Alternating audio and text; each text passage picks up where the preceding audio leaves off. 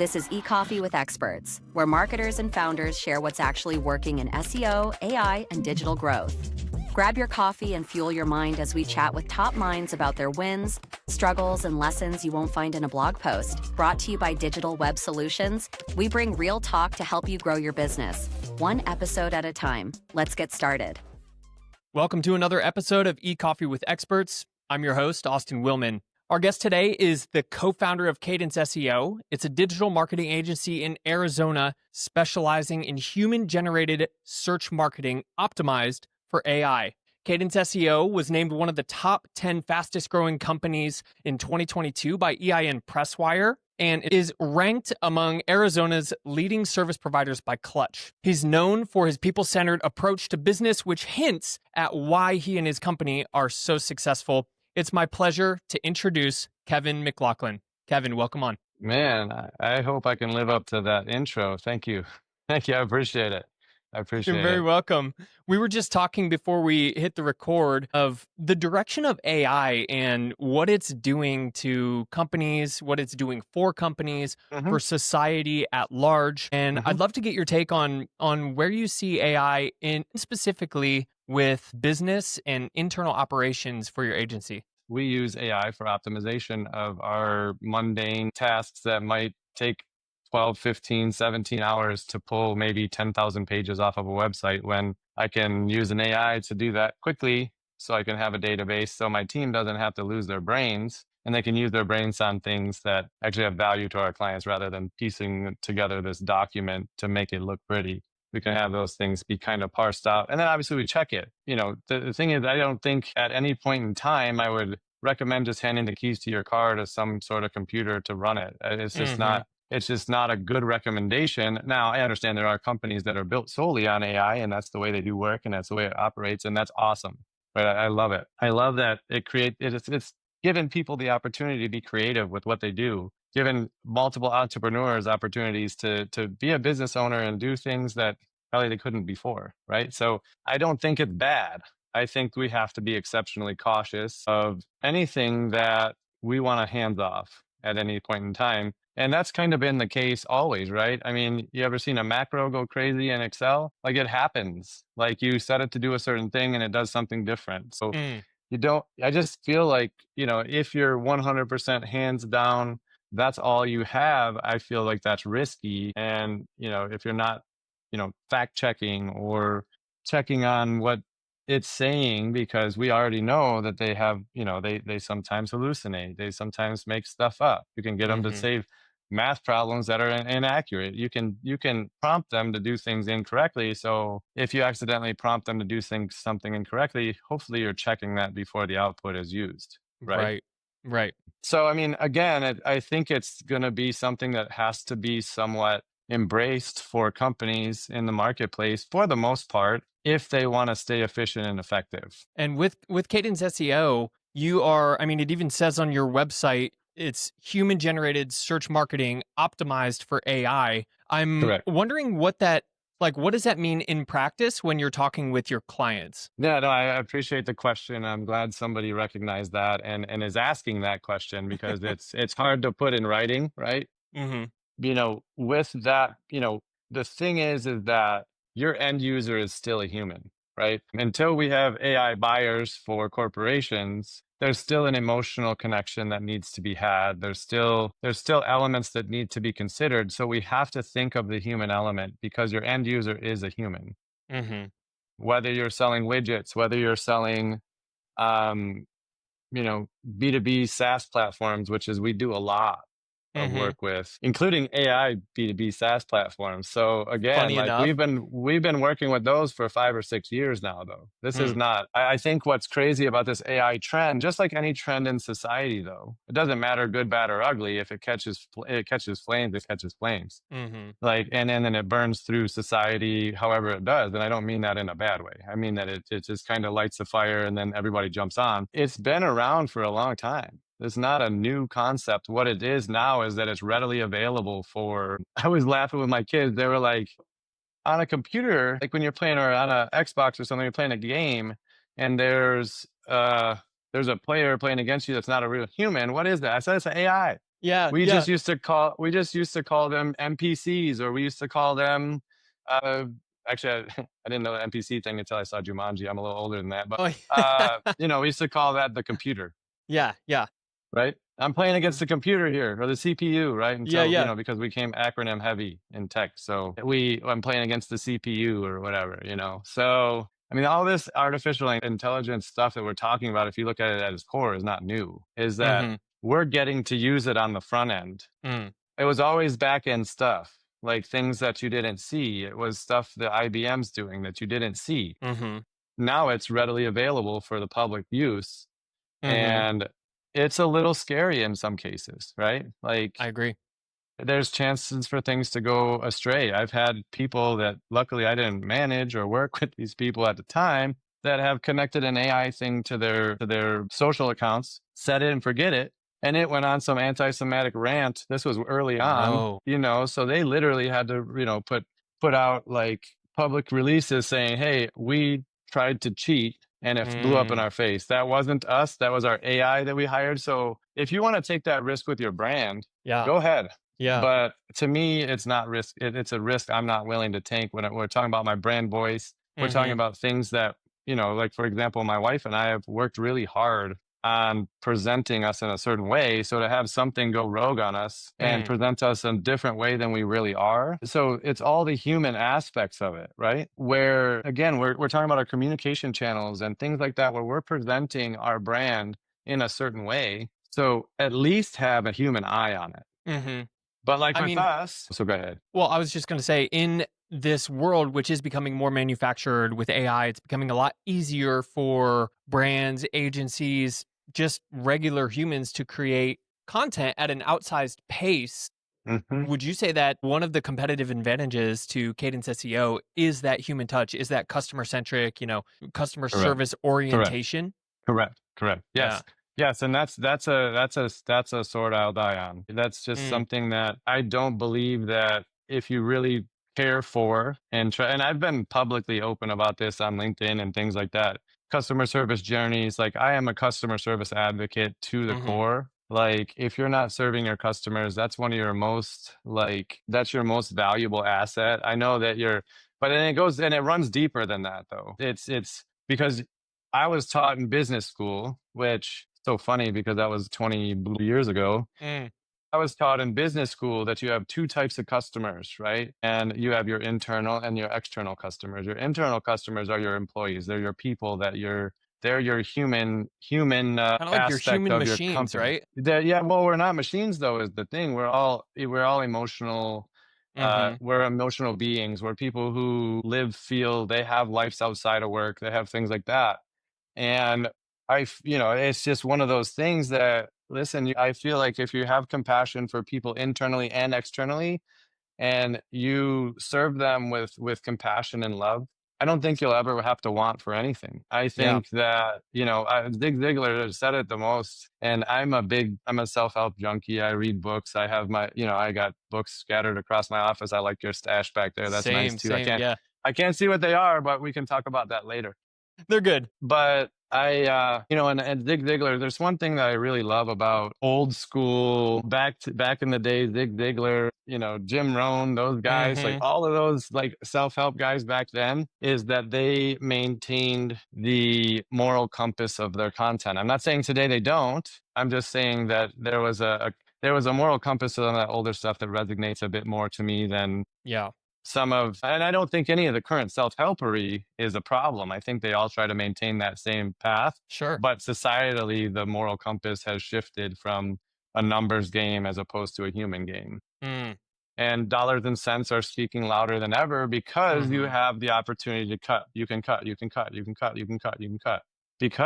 And I'm not saying it's never going to happen in my company either, that there's one point in time that something becomes redundant, but I'm Mhm. going to do my darndest to make sure that the human element retains the aspect of it. So any work that comes out may have some AI elements that have been entertained and used during the process, like using something to go search a topic. I could have somebody click through the internet page by page by page by page by page and spend 40 minutes to come up with a topic. Or I can Mhm. have a little AI tool that, either we built or had somebody else built that can bring me those 5, 10 top ranking pieces of content or something like that in 2 seconds. Again, we're not cutting corners. We're just optimizing our use case and optimizing our internal workings so that our humans can do more of the checking, more of the actual writing, Exactly. more of the information, because that is what we're when we say human centered, is that we don't, like, the first thing I did when I started this company is I hired a company to answer my phones. Mm. I didn't hire a tool. Again, Mm-hmm. I didn't hire a phone tree. I mean, anybody knows that those things are absolutely horrible. Oh yeah. Oh yeah. You know, Even if you, some of the more like recent ones, the ones that mm-hmm, like have a good voice, they mm-hmm, have good logic in them. yeah. You still know you're talking to a NPC, if you want to call it that. But can I be honest though? There was some comfort in the robot voice. Like, at least I know, because it was so simple, right? Like, if you have to guess if you're talking to a human, Mm-hmm. if it's the phone tree, then I'm not so sure the relationship's starting off on the right foot. I see what you mean. Like, if I was talking to somebody the other day, and it was a salesperson that called me, and there's a certain region of the country that has a certain like twang to it that, Sure. these AIs have been doing a fantastic job of coming up with non-real sounding voices that are real people, non-real people. Right. Real sounding voices for non-real people. Mm-hmm. But I literally talked to the guy for 5 minutes before I considered, is that a person or am I talking to an AI? Yeah.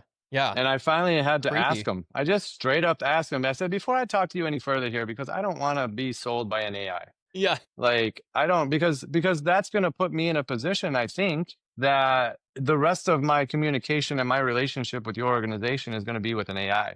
If that's the Mm-hmm. way you start your sales, Mm-hmm.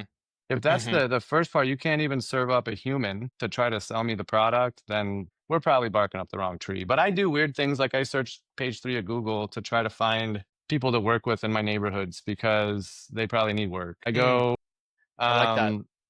and they're probably going to be a little hungrier than the one on page 1, right? So Yes. that's the things that my wife and I do, because we understand search and we understand the way things operate. And Mm-hmm. we understand business. We have a huge passion for small business, mid-sized business. Maybe not, and I have a huge passion for, because I still believe, despite all the mess that goes on in the world, and is that the small business is the heartbeat of our country. Without small businesses, we don't have large businesses. Every business started as a small business, and if we're Oh ever yeah. gonna, so we need to focus on. So our focus, yes, we work with a lot of enterprise clients. We do. Mm-hmm. And we work with them in the same nature. We treat them the same. Everything's the same. We'll work with anybody. If you're 10 billion, we'll work with you. If we'll work with, 100,000, might not be advised to work with us Mm-hmm. because you're not ready yet to invest in marketing at 100,000, Right. but not the kind of marketing we do, right? Yeah. Yeah. You have to have a It's not, budget, like a it's not distinct time there. marketing budget. Yeah, Yeah. no, and it's not time there. So I like to do things like set those guys up for free and just say, hey, this is what I can do. And I'm not saying everybody call me and set up for free. That's not Yeah. true. But I'm saying is if Caveat. I run Caveat. across a caveat to that I don't have time to set it up for everybody. But if I do come across that kind of in my sales engine, or somebody, comes, that's a possibility. I might throw that out there, hoping that once you're at a place, you'll remember me, or if you have a friend or a cousin or somebody that needs some help, that maybe Mm. you'll remember me. That's the human aspect that Mm-hmm. all sales teams, not all sales teams, many sales teams are missing now, Mm-hmm. is remembering that you can't sell me without knowing me. Mm.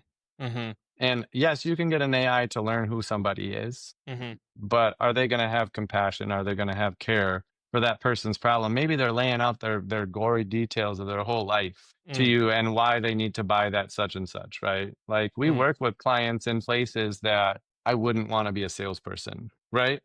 Yeah. Yeah. And where people are in, like, we got to, in marginalized situations, we've worked with addiction counseling things. Like, Mm-hmm. does that person to be, that is now on the teetering on the side of brink of disaster, Mm-hmm.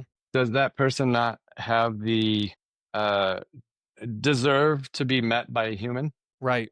And you have a So like you have that sales background as yeah, well, and yeah. you have a lot of compassion in your journey coming up to marketing and starting a company. I'm curious, like, I'm sure your retention, like your employee retention, is very high, as well as your customer retention, I would imagine. I've had 2 people quit in 5 years. In what duration of time? 5 years. We've been up 7, just turned 5 July 31st. Awesome. Yeah. So yeah, we've had 2 people quit. I'm not saying we haven't had to let people go. That's the nature of business. It sucks. Mhm. It's the least thing that I ever want to do. Like if you work with us and you got let go, it's you did something bad. Like, Right. or it's been a really, really long journey of doing something bad, because I can't, and my wife and I speak the same. So Mhm. we can't ignore the human side of things. Mhm. Yeah, I mean, I think that makes a lot of sense. And to kind of like pull in the SEO concept, there Mhm, is now this push for more like a brand SEO.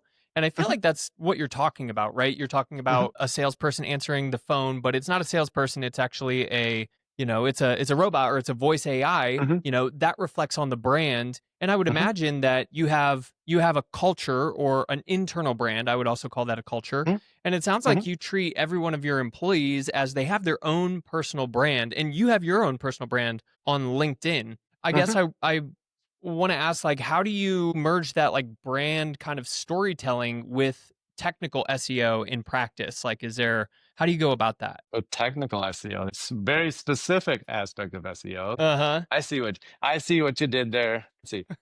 No, so here's the thing. A lot of the companies we work with, so we're going to this small business expo in Phoenix, and we're Mm, unveiling some new we're unveiling some new creatives, some new we're just rebranding to look a little bit more on par with my crazy looking life and my crazy colors and my wife's cool. crazy colors. I mean, all those are real. Like this color scheme here, that's Yeah. real. Like Yeah, I wear yeah. that out. Like I go to the gym, I got an orange shirt. I looked like a pumpkin today. Orange isn't my favorite color, but it looked bright and it was good. That's what I do. It's the new black. Listen, I have well, yeah, that's a different orange. I did some of that too. So Uh-huh. that's a different color orange, I think, that has a little bit more behind it. But no, I don't know. I just feel like, well, I think what happened was I might have hit like the 40 number, and I had a little bit of like soul searching. Am I doing this right? Am I gonna Sure. care what people think of us? Like, am I gonna let people depict where my path goes? And Mm. for much of my life, I did a lot of Mhm. things that I didn't need to do or I shouldn't have done if it was part of my real underlying beliefs and loves and passions. I did a lot of things like, I'm not going to get into anything here, but I've done a lot of things that you can look on LinkedIn. I share a lot of it on there too. Mhm. But ultimately I was a drunk for 20 years, but I think a lot of it was I was never really, and I know this sounds funny, and I know there's a lot of weirdness around this concept, but I wasn't necessarily being true to myself. I wasn't, Mhm. somebody said I was weird because I was wearing a pink shirt, so I threw away all my pink shirts. Mm. I was so susceptible to outside influence, and I still am. Like, I don't watch the news, not because I don't want to know what's happening and I don't want to know what's going on in the world, but because if it gets in my head, I'm no good to anybody. Like, I'm no good to my kids. I'm no good to my wife. I'm no good Mhm. to my mom, my clients, my employees. Like, I don't need that in my head. I have to continue to fill my head with pure positive, Yeah. uplifting. I listen to music. I do power moves on my own. This morning I woke up, my dogs had destroyed some crazy crap around my house and it looked like a war zone. Of And that's course. what I walked down to. And I told my kids, I said, you know what? I need to stop. I need to stop. I need to walk outside. And Mhm. this is not how I'm starting my day. I have some big things I need to do today. I'm not going to do this. So I did put on a really good song that's like power move, and I danced around like a stupid fool in the backyard for a minute. And I came back in, I was reset. I promise you cannot dance around like a stupid fool without a big smile on your face and resetting your mood. You can't do it. Dude, I am the exact same way. And, before jumping on this podcast virtually, you and I were talking about meeting up in person, and I, I'm almost happy that we didn't because of that level of like not giving an F-ness. yeah, Because I'm the no, same way. I will like yeah. dance around, whenever I am riding my longboard down Phoenix. Hmm. Dude, who Yeah. cares? Pumping my arms, whatever. And actually, I wanted to take that and incorporate it in this conversation, because what happens when everything becomes essentially over optimized with Hmm. AI And a lot of the times people are finding their meaning in the work that they do. And then suddenly, I think over the next couple years, we're going to see this class of people. You've all know Harari calls it this useless class. We used to have like the lower, the upper class, but now we will have a useless class, which is not to say it's people are worthless, but they won't But that's have what a they're going to use feel if you in call them useless. That's well, what they they'll won't have a feel if use we in the call them economy. useless. What is it? Well, they will, because if they're smart, they get up, wipe themselves off, go learn something new, and go start their own company somewhere else. They're not Yeah. useless. Yeah. The media is one of anyway. Like, I don't like how we jump on terms like useless class and you didn't bring that up thinking that you were going to light a fire under me. Let me go back and answer the human side of technical SEO. One of the things was I ran 100 miles at Antelope Canyon back in 2020, and I got a really cool picture of myself coming down a rock. And we put that into some of our creative, and right underneath it, it says, we'll go 100 miles and even more for you. Nice. And the reality of it is we will. We don't track time. Like, we don't track our employees' time per project. We loosely say, hey, we want to make sure we're staying profitable. We want to make sure that obviously we need to make money, because if I can't pay my bills, your bills, our bills, we can't work together.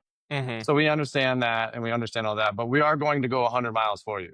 Like, we're going to do the tough stuff. If it's having the tough conversation, if it's, you know what, I understand maybe your resources are taxed and you don't have a developer, or you had a developer drop you on your head with a website you can't manage. Like, I've literally taken people's websites and rebuilt them within their scope of work and said, okay, let's pause our stuff because your website's broken and it's never going to work. It's never going to get ranking. There's no way you're optimized all over the place for different stuff. There's no sense. It's broken. You don't have access. We're going to rebuild that. And what we're going to rebuild it as is something that you can use, something that we can give you the keys to. And with a little bit of guidance, you can run this website and you can actually manage it. You don't need to pay a developer monthly maintenance, and if they ask me to say, hey, will you maintain it?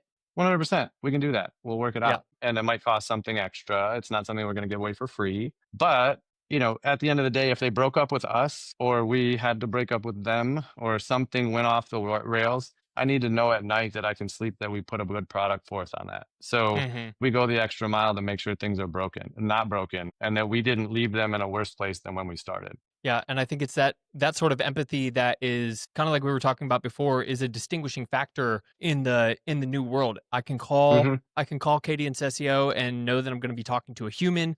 Maybe it's not Kevin, but it's at least someone who cares about my business, and I'm not just a number on a sheet. Right. Yeah. Yeah, I mean, we're 1 degree of separation from the person you want to talk to in our company. If you call us, you're going to get me. You're going to get either me or my sales team, because I don't think there's any better way to. It was so funny. Like, I made a call on LinkedIn. I'm like, gosh, can we have some more commission salespeople out there? Like, can we have people that are hungry, that want to drive to sell me a product? And because being sold is not a negative thing, we put this negative connotation on it, because you can't get sold without walking in the door. You picked up the phone for some reason. You went into that store for some reason. If you got sold the product and thing that changes your life, or is exactly what you're wanting to do, you didn't get sold. You actually were helped to make a decision. Yeah. You were served, right? You were served. And there's now, everybody for so long have griped about commission sales, because I don't, like, I've been, okay, I'm going to spill the beans on my past. Okay. Spill it. Let's go. I got 7 years of experience under my belt in SEO that's provable, so I can't get the comments anymore. Sure. When I started my first agency, I was doing sales for and the stories around our agency and how they came about, like, I don't know what kind of time we have here, but I can give you a little bit of it. But long story short, my wife started in SEO after losing her husband. She had donated a kidney to somebody, and he was working in SEO. And so she got the job, worked her way up from link builder all the way to director of sales, watched what was going on, watched all the things. And it's like, hey, I can do this. I can do this for myself. I can do this better. I think I can do it for better, cheaper, easier, more accessible. Let me start my brand. So she went off. I went back to work. I was staying at home with our 2 smallest kids, which when we got married 10 years ago, she was a widow with 5 kids. I had 1 kid. We came together. It was the Brady Bunch. I was a little bit of a slacker. I only brought 1, but at the end of the day, she started this company. She got some partnerships based on relationships she built through the other company. we went through that. One brand had some kind of unfortunate things happen, and we had to, that one kind of went away from us, and we started this brand. Doing this day in and day out is not easy. It's not always fun. Like, I don't want to glorify entrepreneurship. I know a lot of people do. If you're a tough person and you have a backbone and you want to do it, it's the best thing you'll ever do in your life.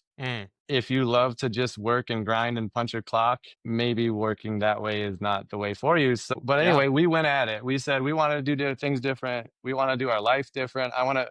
Since we decided to do this, I have not missed, we have not missed a field trip. Or I have 6 kids, by the way. So 6 kids, 4 dogs. We coach cross country and track. So I don't want to hear excuses that there's no time. Like, there's no time. Like, Right. I have no time. But at the end of the day, like, our passions run through our life and what we do. My wife is, to a fault, committed to this cross country track team and making sure that that's the best little charter school team that could possibly be. And these children get the best experience better, and they learn to be. Our love of running runs passionately deep, because I gave up some drinking for running. I traded the bottle for a pair of running shoes. Nice. And then she and her family, her family, which is all now my family, used running to cope with the loss of their dad and cope with.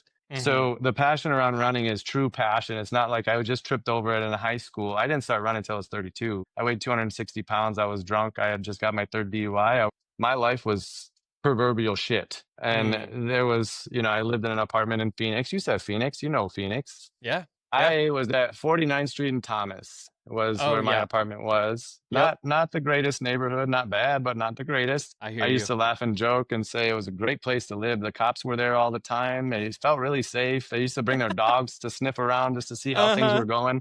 And that's where I lived when I met my wife. And it was just this really disastrous, beautiful glory of God's workings and all the things. And so I quit my job because I had a dead end job. I wasn't going anywhere. There was no advancement possibilities. I could make my penance, and then I'd come home every day. And then my wife's a disaster because she went and picked up all the kids, and she went and did all the things while still working and all the other things. And I'm like, this is not going to work. Like, I don't want to put my kids in daycare. They're 6, they're a year old and 2 or 3. And I'm like, okay, well, I'll quit working. And then, long story short, fast forward, she did so good coming out of that company and learning SEO and doing all, like, she used to bribe the SEO team before starting her shift to teach her SEO so she can sell it better. That's a good salesperson, right? Nice, That's a salesperson but what happened was she started selling, serving, managing, and because there was a trust factor that came into play.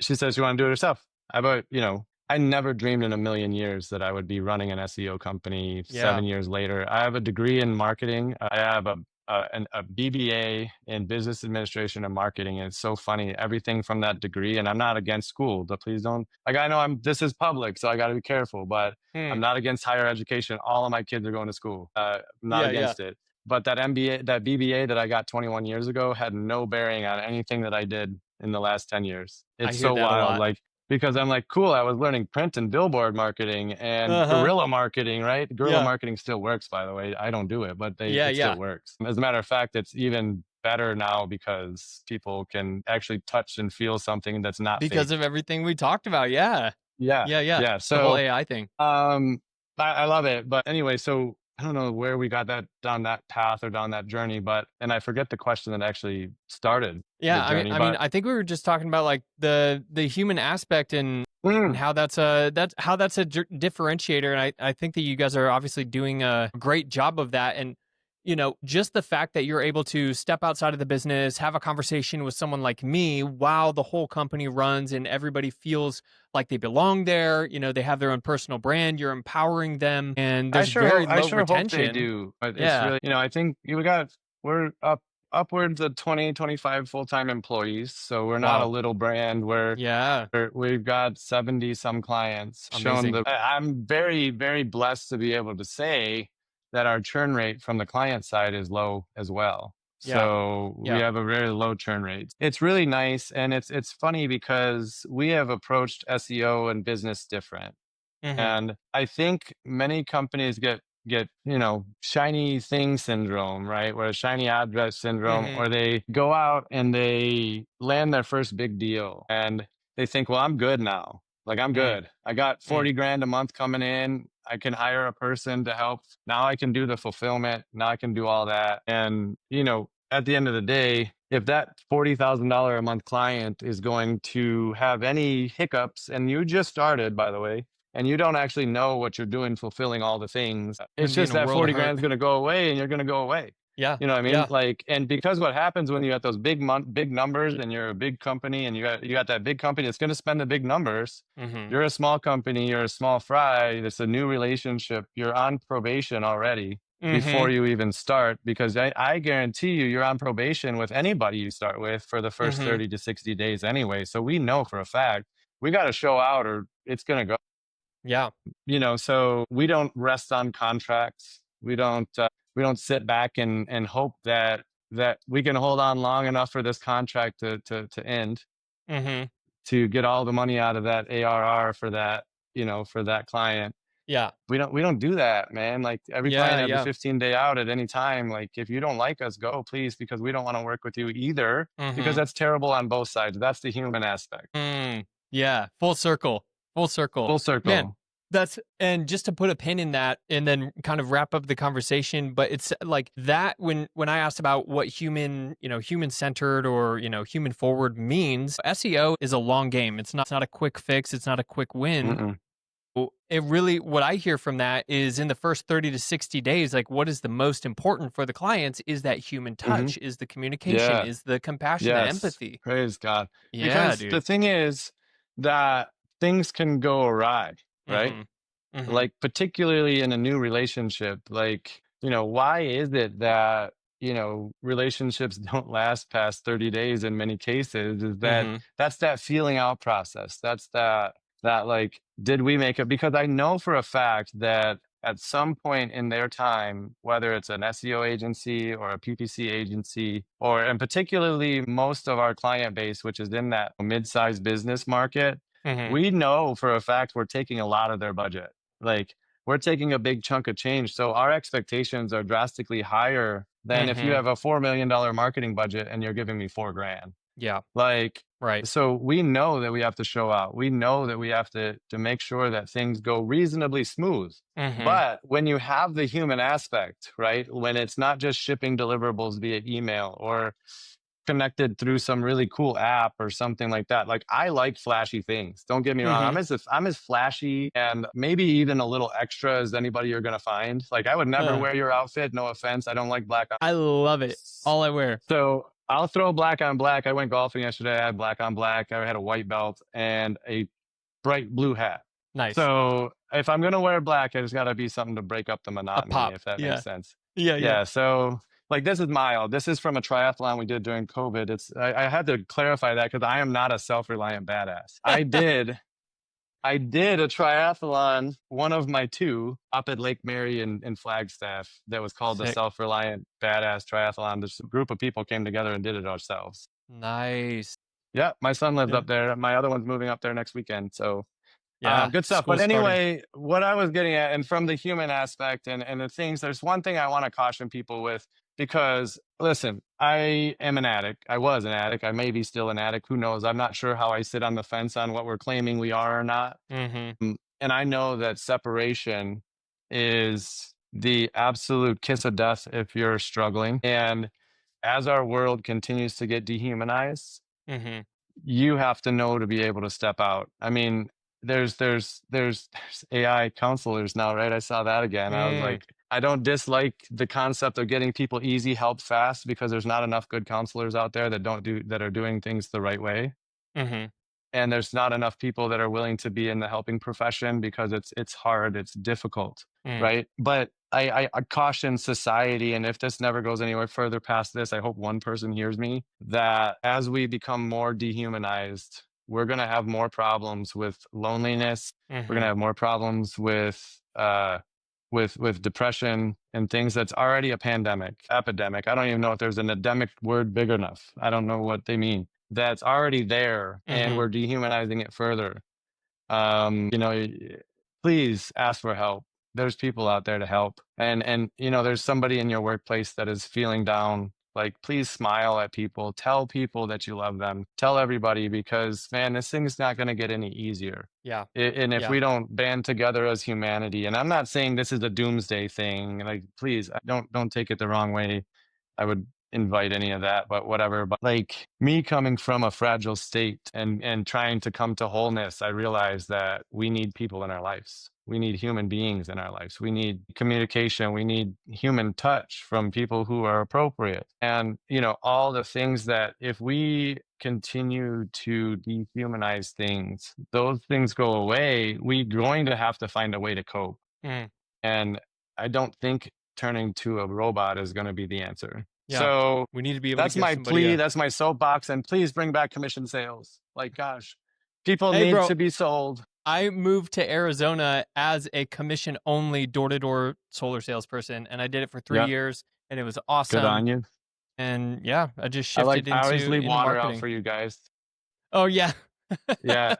I don't want We to are buy your very stuff, grateful but for I that. leave water out for you. But no, that's cool, man. And I never spilled the beans. My first 10 years of my career, 5 years I worked at McDonald's.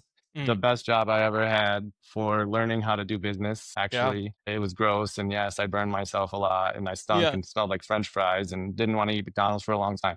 All the things that people say. It was one of the best jobs I learned on how to run a business. At some point, I was doing ordering, I was doing scheduling and staffing and all those sorts of things. And I was a 17-year-old kid. So although I took 20 years to mature, that experience still runs true with me when dealing with people and dealing with humans. And then from there, I went into straight commission furniture sales for the next close to decade. Literally working at Lazy Boy Furniture, people coming and shoving their hand in my face, telling me that I'm the scum of the earth because I'm trying to sell them a piece of furniture. Crazy. If that doesn't give you a tough exterior, I always like to break the cycle though, because I always find it like people would come in on autopilot because that's what we do. Most of our lives are lived on autopilot, right? We just go through. Nothing's intentional. We just kind of go through the motions, hoping that whatever goes on in our head is good enough to keep us from crying, right? So. Yeah, I used to do things like drop my ruler on the floor, drop my tape measure off shoot, man. So I'm so sorry. How's your day? And then all of a sudden they're like, what? I'm just looking. Well, I know that. I just actually asked how your day was. We're not looking. I don't know. What are we looking at? Am I at a furniture store or something? Just being funny because God, people are so like tunnel visioned. Autopilot, man. And if you can break that cycle, like, listen, I like to break cycles. I broke the cycle of addiction in my family. Like, I like to break those cycles. The cycle of people just going through life. It's just that it's pretty damn valuable what we're just kind of on autopilot for, Yeah. And that's where I'm at today. Ask me tomorrow. It might be a different conversation. Right. But, today, and I try to be, I love like James Clear. I don't know if you Atomic Habits, that guy. Like his whole concept of the micro wins and tiny goals. I have huge goals. I want to go huge places. Yeah, I have it right here. This is Atomic Habits. Yeah. Spot on. I'm a little bit dyslexic, so I'm an audiobook guy a lot though. But same. Yeah. I have a workflow to turn you on to after we wrap up here. Cool. How I get all my audiobooks. Great. But yeah, it's fantastic. I love to check it out. No, that's good stuff. But anyway, so the Atomic Habits, and I tell this to my runners too, because running in Arizona and cross country is hard. Like, I really welcome anybody from the East Coast to come on over and give it a try, because like I go to practice today at 2:00 and I'm going to, we have to find ways to run our athletes because it's 116 out, Yeah, exactly. Because we have middle school. Yeah, no, we actually run at 3:15, but we do like stairs. Like I have the best stair running cross country team ever in the school and stuff like that. You got to make it work, but it's so funny because our little team has the ethos of my wife and I too. Like we're the little team that could. Like we're going to keep pushing. We're going to go. We can't go outside. Cool. Let's go run upstairs. And and I'm telling these kids, and I got kids on my team that are maybe have never run before. They're telling me, Coach, I don't want to run stairs. I want to go outside. And we're like, okay, as long as your parents are cool with it and you have water poured on you the whole time you're going, we can let you do a quarter mile. Like that's how Arizona is. But I have these kids and they're so passionate about life. Like so energized by, you have some, and then you see some that went through some stuff, right? Actually, my heart goes to the ones that go through some stuff, Mm, but the ones that are so energetic and so like, God, I miss that, right? mm, Where life hadn't beaten me up so much that I'm afraid of my shadow and that mm-hmm, I'm afraid to step out and talk about something sensitive publicly. mm-hmm. I've hid that for 10 years. Like, But I did a post today that's what on brings LinkedIn like that, yeah, that's exactly what brings like the life to your business, and I think that's Mhm. shining through with your success and everything.